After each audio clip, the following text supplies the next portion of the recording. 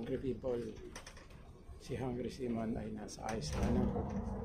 So, he's trying to go to the town, explore a little bit. Medyo malamig ngayon. Time check natin is 4 o'clock in the afternoon. At I think it's going to be like 10 minutes ride from the shuttle bus going to the town. So hungry people, samahan nyo ako na mag-explore dito sa town.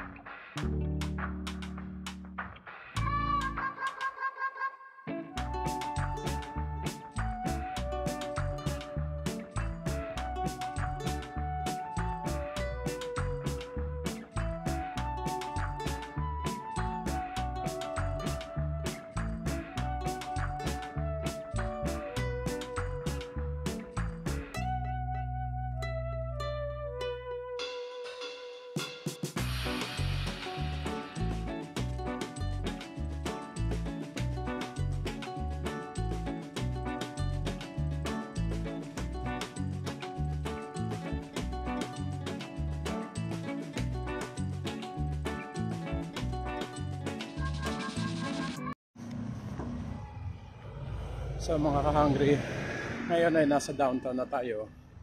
Pero pupuntahan ko po yung isang sikat na simbahan dito sa Iceland, dito sa Reykjavik.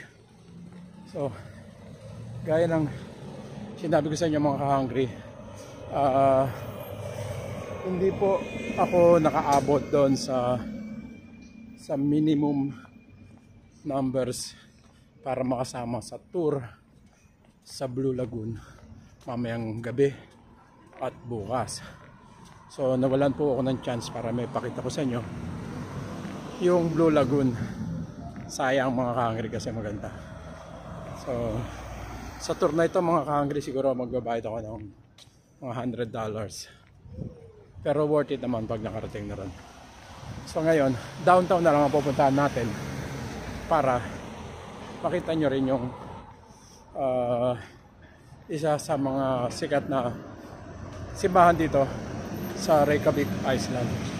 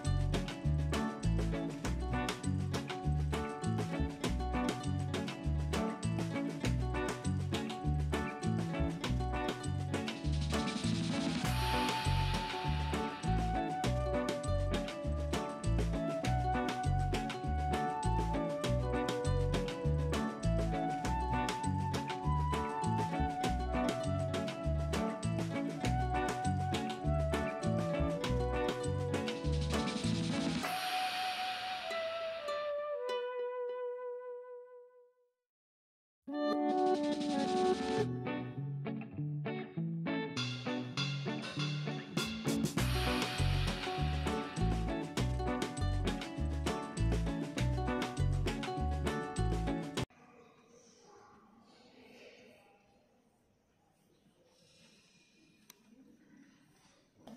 hungry people, bawal po magsalita ng loud dito sa loob. So kaya wala masyadong talk.